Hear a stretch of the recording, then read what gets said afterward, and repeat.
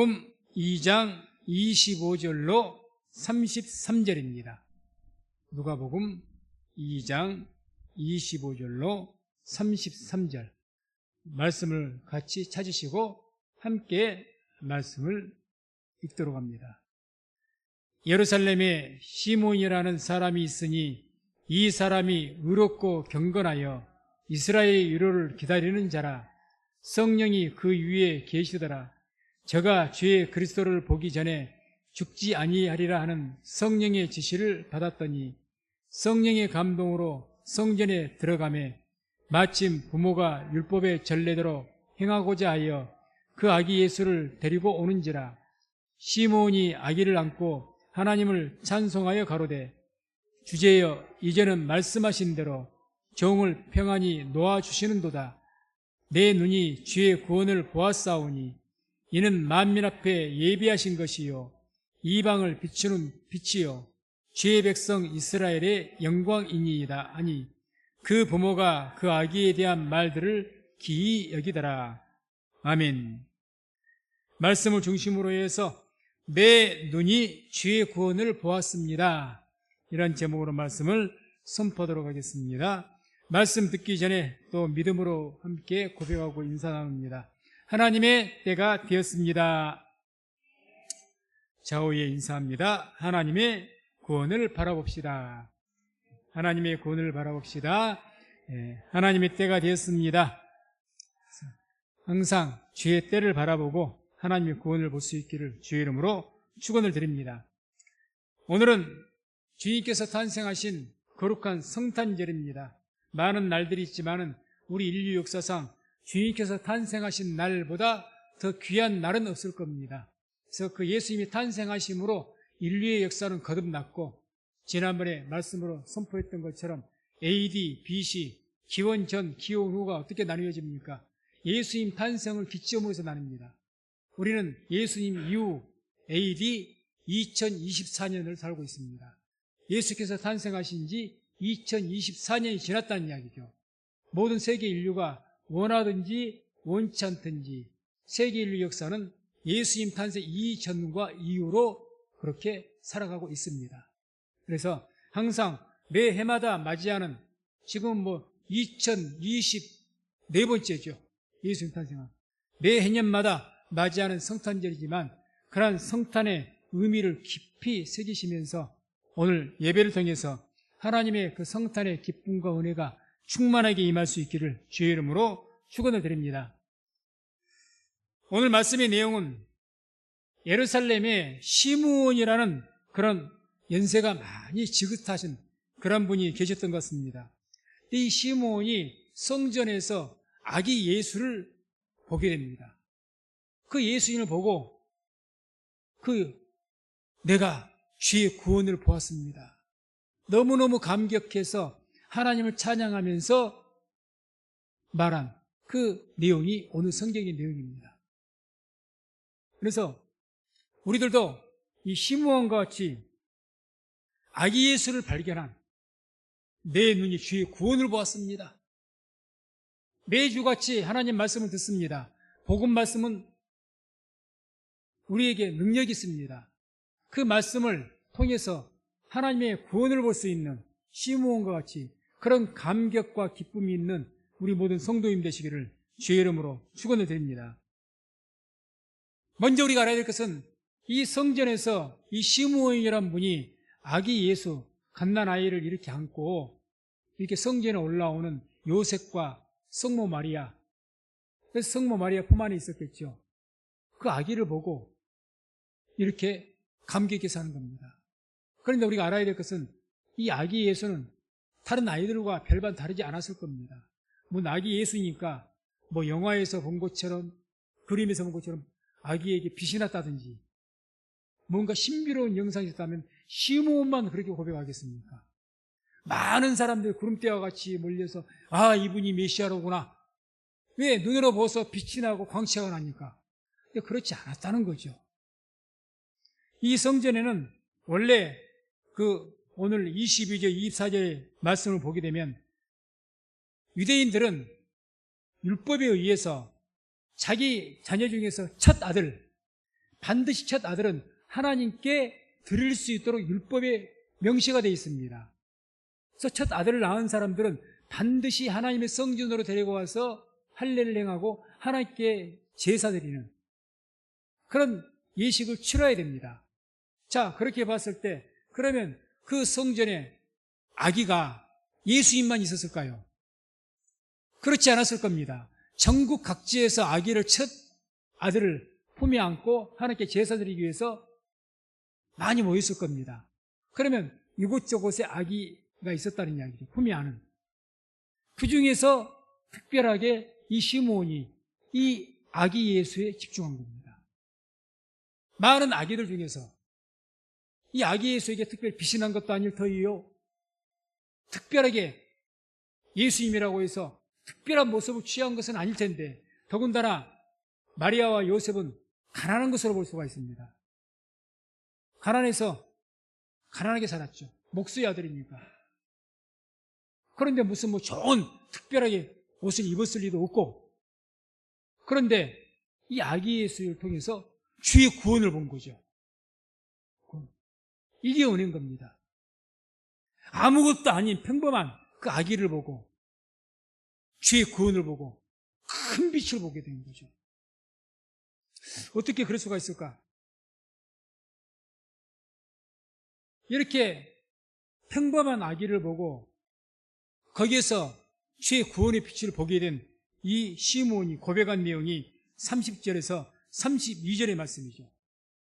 이 내용으로 같이 한번 합독하겠습니다. 내 눈이 주의 구원을 보았사오니 이는 만민 앞에 예비하신 것이요 이방을 비추는 빛이요 주의 백성 이스라엘의 영광이니이다. 아멘. 아마 우리가 글로 읽어서 그렇지 이 시므온이 대단히 감격했을 겁니다. 대단히.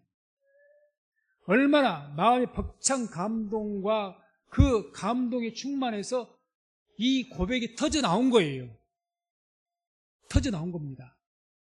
우리가 신앙생활하면서 하나님의 은혜가 막 가득하고 충만하게 되면 나도 모르게 터져 나오는 것이 있죠. 그렇게 우리는 하나님을 찬미할 때 그렇게 터져 나온 것이 이제는 시편이고, 그렇게 터져 나온 것이 예언이 되는 것이고 방언이 되는 겁니다. 그런 말들은 영감 어린 찬양도 마찬가지입니다. 내가 하나님의 감동과 은혜가 가득 차고 터져 나온 것이, 그게 은혜를 일으킵니다. 잘하는 것이 아니라. 그런 것처럼 지금 이 시므온의 이 고백은 그냥 미사 여구가 아니라는 거죠. 미사 여구가 아니라 마음이 가득 찬, 왜 성경에 보면 이 시므온인 사람은 주님의 그 위로를, 다시 말해서 오실 메시아를 간절하게 기다렸다는 사람이거든요. 그런데 본 거예요. 본 겁니다. 그러니 얼마나 기다리고 기대했던, 그걸 보기 위해서 매일같이 성전에 나와서 하나님 섬기고 그렇게 했던 사람이 이제 드디어 보게 된 겁니다. 그래 감격에 넘쳐서 이런 고백을 하게 된 거죠. 이와 같이 시므온이 아기에서는 분명히 평범한 아기였을 겁니다. 다른 아기들과 별 다를 것이 없어요. 뭐 신비로운 모습이 없습니다. 그 부모들도 뭐 신비로운 모습이 없어요. 성모 마리아니까 뭐 위에가 무슨 광채가 나고 그런 게 없습니다. 평범한 어머니요, 평범한 아버지요, 평범한 아기였을 겁니다. 그 모습을 통해서 어떻게 주의 빛을 볼 수가 있었겠는가? 26절에 이런 말씀이 나옵니다. 오늘 말씀 보게 되면 저가 주의 그리스도를 보기 전에 죽지 아니하리라 하는 성령의 지시를 받았더니, 주의 위로를 기다리는 사람이기 때문에 마음에 간절히 아마 기도했겠죠. 매일 성전에 나가서 뭐라고 기도했겠습니까? 하나님, 제가 이제 나이가 많습니다.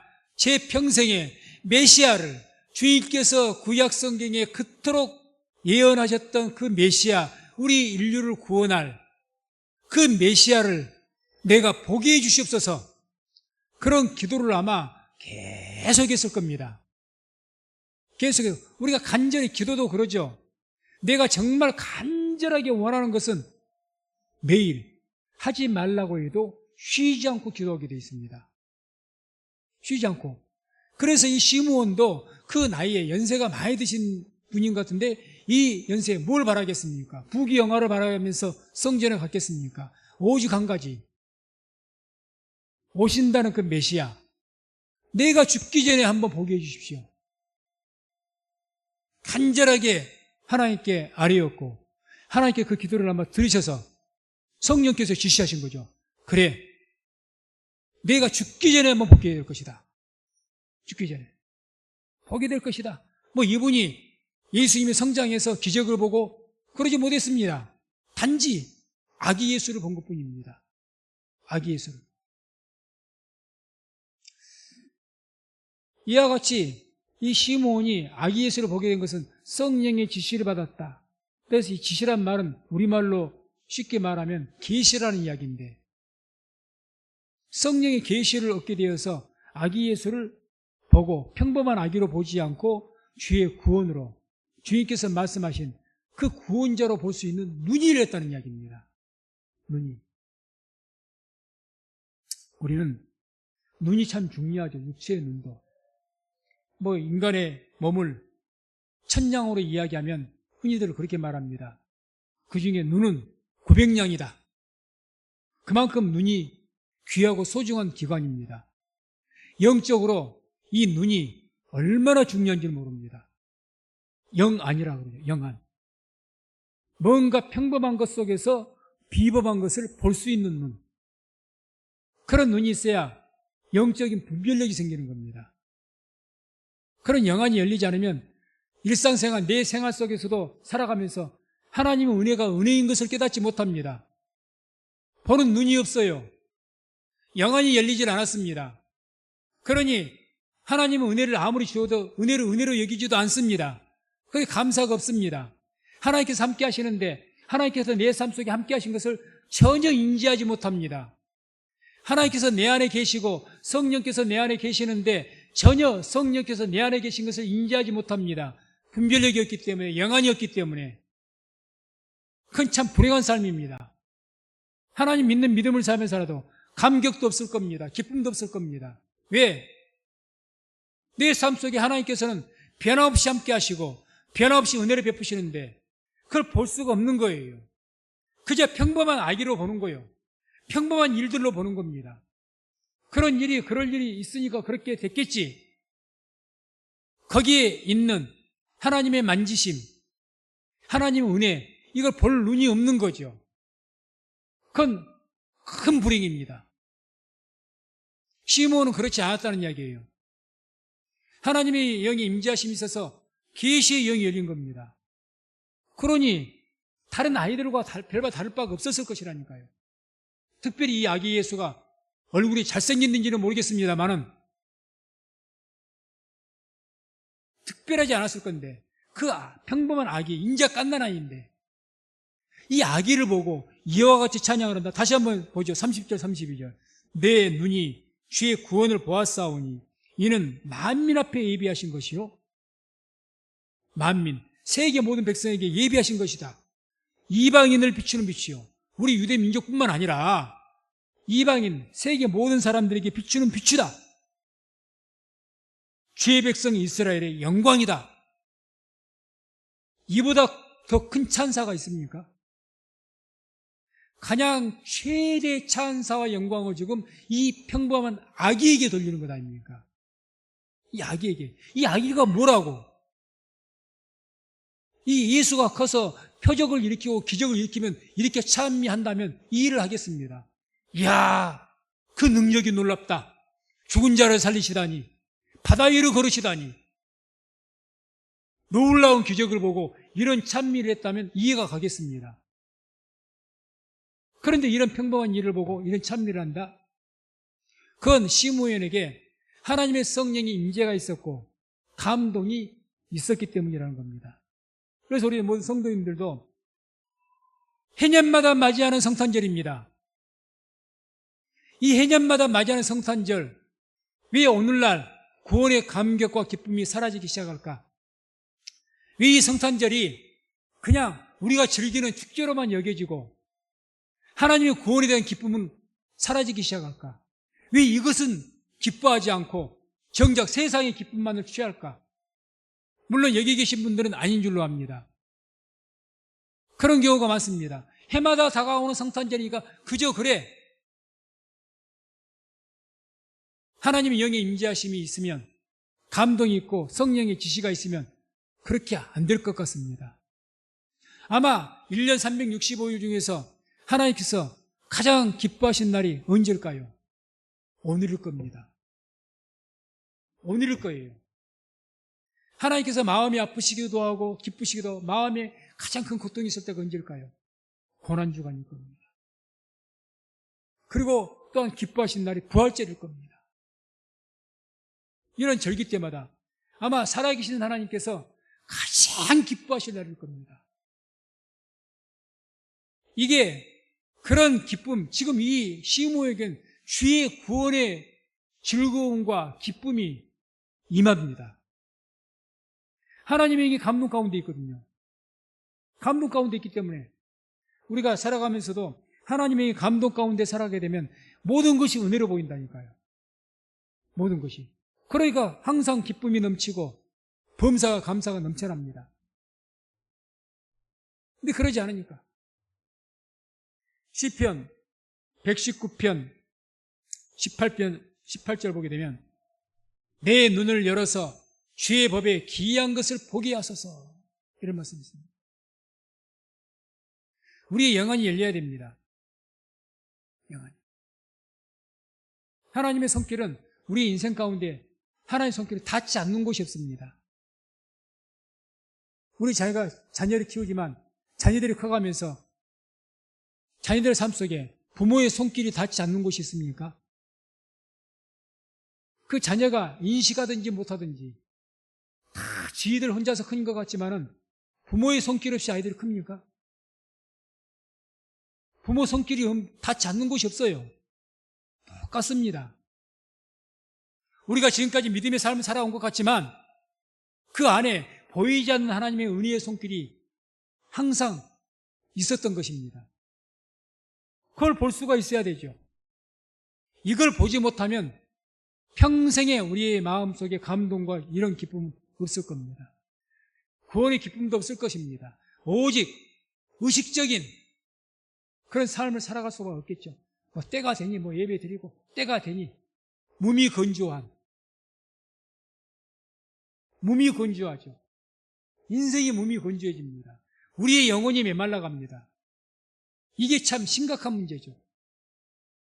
그래 계속 가면서 성탄절이니까 물질 문명을 발달해서 얼마나 화려한 줄 모릅니다. 반짝반짝 이렇게 해놓고 장식도 잘 해놓고 멋지게 해놓습니다. 많은 돈을 들여서. 정작 영혼은 말라가고 있는 거예요. 감동은 없어요. 감동은. 그래서 이번 성탄절을 통해서 우리 성도님들에게 이 시므온에게 임했던 그 하나님의 감동이 임해서 매 성탄절뿐만 아니라 예배 때마다 하나님께 허락하신 그 구원의 기쁨과 즐거움이 넘칠 수 있는 은혜가 있기를 주의 이름으로 축원을 드립니다. 때문에 영안이 열려야, 눈이 열려야 성탄절을 통해서 구원의 기쁨과 빛을 보게 됩니다. 빛을 보게 됩니다. 기쁨에 설렘이 있어야 행복한 것 아니겠습니까? 설렘이 있어야 되죠. 설렘이 없어요. 설렘이 없다. 뭐 하나님께 기대할 것도 없어. 그 기대할 것이 없고 설렘이 없는데 무슨 행복이 있겠습니까? 몸이 건조하죠. 살면 그럭저럭 먹고 살면 됐지. 감동이 없죠. 설렘이 없죠. 우리가 참 젊었을 때 살아왔지만 그 젊었을 때는 그래도 막 설렘이 있잖아요. 뭔가. 그게 젊다고도 이야기하는데 우리의 영혼이 신앙생활 좀 했다고 늙어가지고 영혼이 말라가지고 영혼이 늙어가지고 설렘이 사라지면 안 되는 것입니다. 육체는 없을 수가 없겠지만 그래서 우리 육체가 나이가 많이 들고 쭈글쭈글해지고 기력이 빠지고 그런다 할지라도 시므온과 같이 하나님의 임재하신 감동이 있어서 항상 하나님 감동 가운데 설레임과 기쁨 가운데 살 수 있기를 주의 이름으로 축원을 드립니다. 그래서 이렇게 되기 위해서는 눈이 열려야 된다는 거예요. 우리가 성경을 보게 되면 이 복음을 비밀로 이야기합니다. 복음이 뭐라고요? 비밀. 감춰졌다는 겁니다. 이 감춰졌다는 건 아무나 볼 수가 없다. 이게 전제가 된 이야기죠. 비밀은 아무나 아는 것이 비밀이 아니죠. 어떤 특정한 자들만 알게 되는 것이 비밀입니다. 내게 비밀이 있으면 아무에게나 가르쳐 줍니까?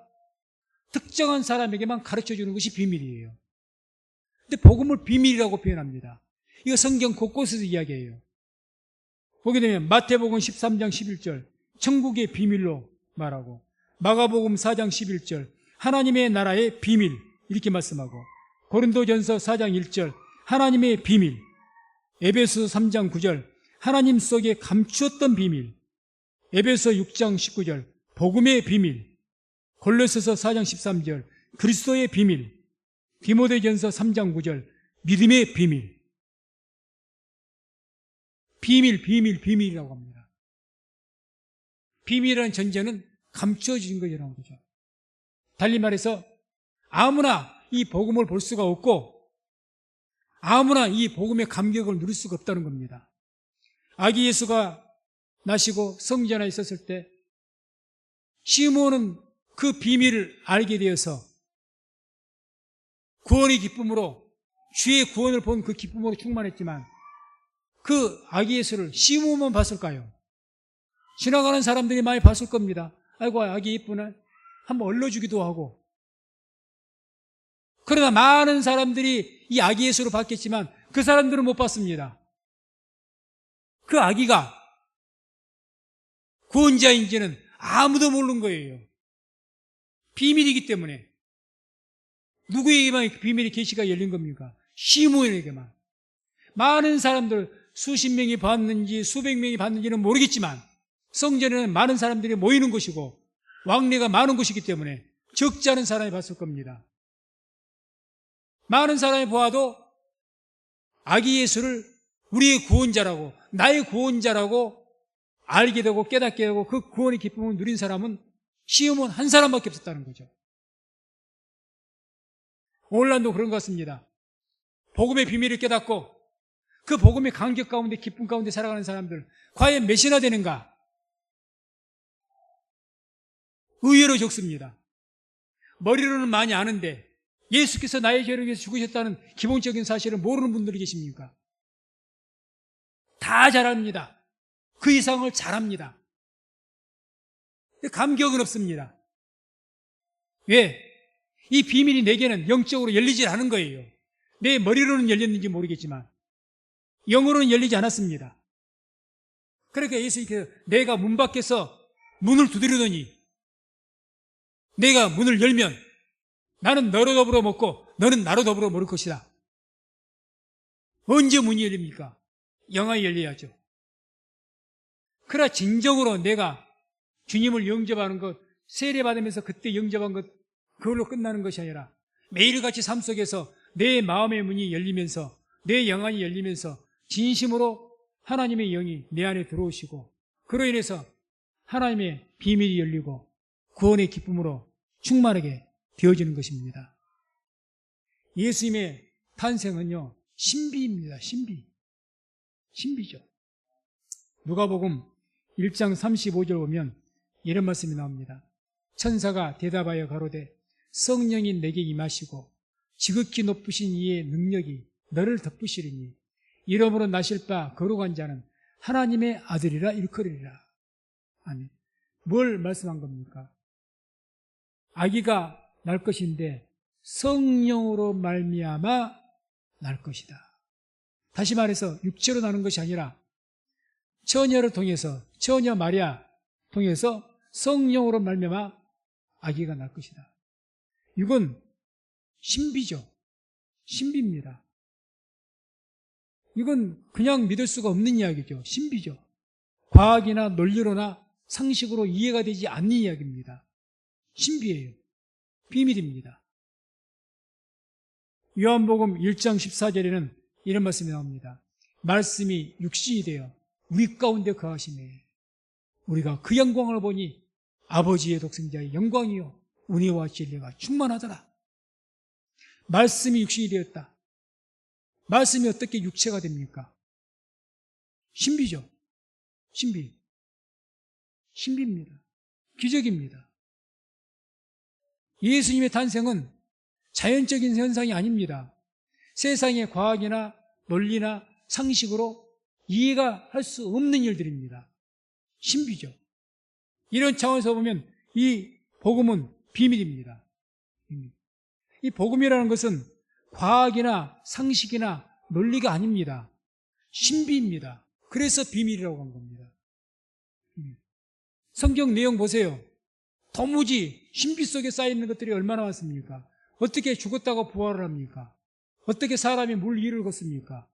어떻게 떡 5개와 고기 2마리로 3,000명 먹습니까? 있을 수가 없는 이야기죠.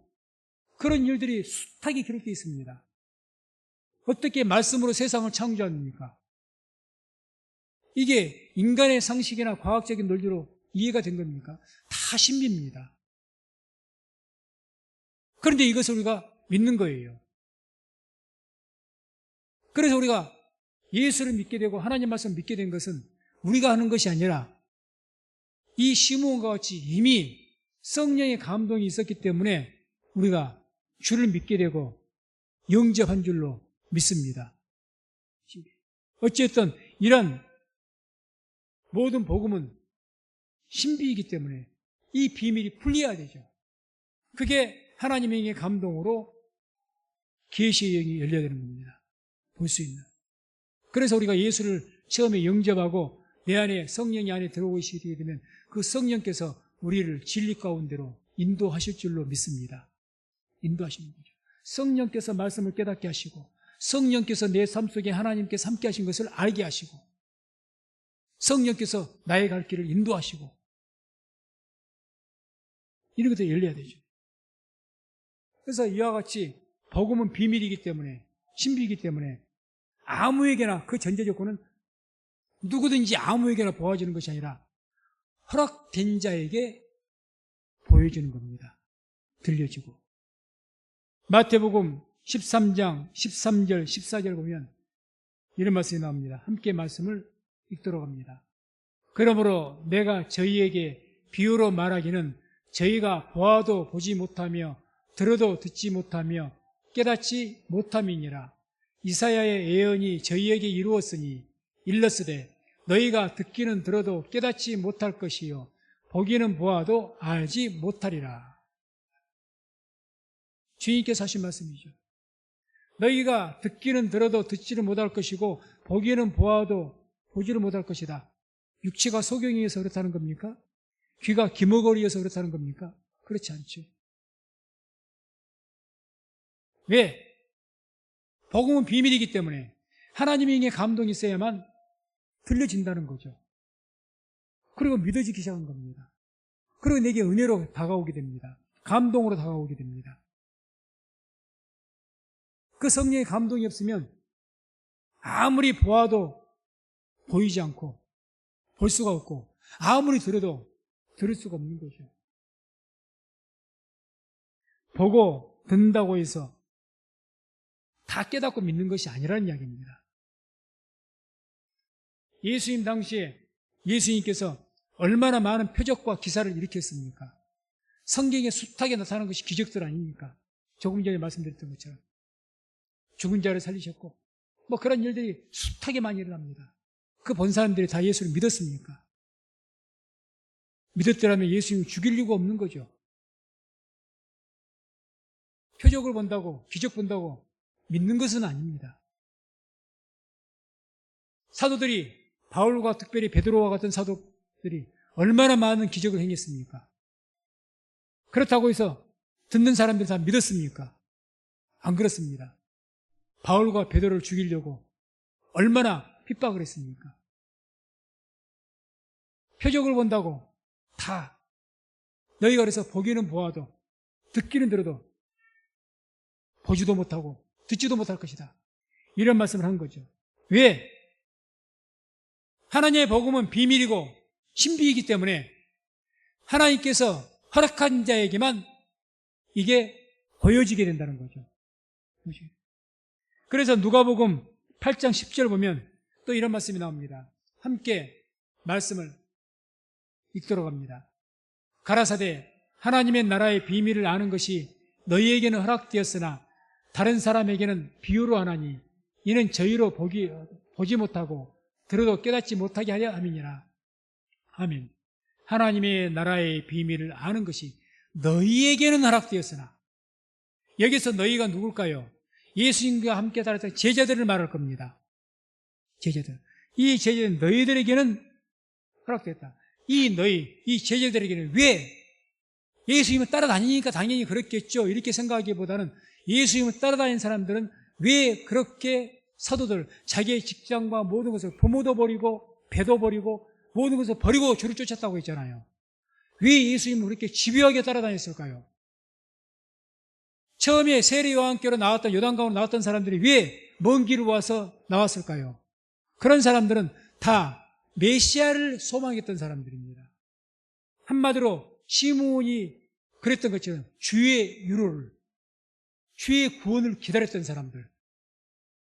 그래, 하나님의 구원을 바라는 마음이, 갈망이 쌓여서 먼 길을 짐을 싸고 세례 요한에게 왔고, 그리고 예수님 만났고, 그리고 그 메시아를